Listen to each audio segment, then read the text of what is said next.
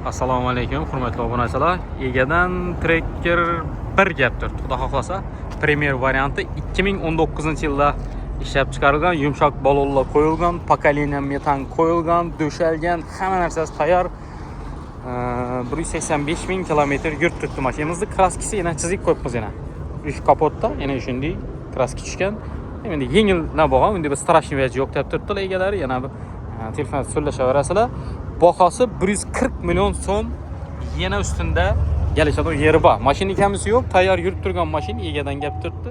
Endi bir mo'ykatib berish kerak. Endi srochni o'tib patar ekan, reklama ishlatib berik dedi.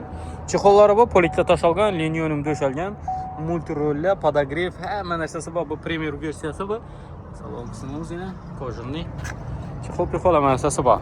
Boshqa kraskalar hamma yeri toza deb turibdilar. Akkuratni haydab qarab haydalgan mashina. Pokoleniya metan 90lik gaz balon qo'yilgan. Balonlari yangi. 140 milliondan ozgina kelishadigan yeri bor ekan. Yana plusini so'zlashaverasizlar, kamisi kumisini egadan. Telefon nomerlarini yozib qoldiraman, bemalol telefon so'zlashaverasizlar. Mashina 4 yilda 4 ta. So'zlashaverasizlar. Sog' bo'linglar. Salomat bo'ling.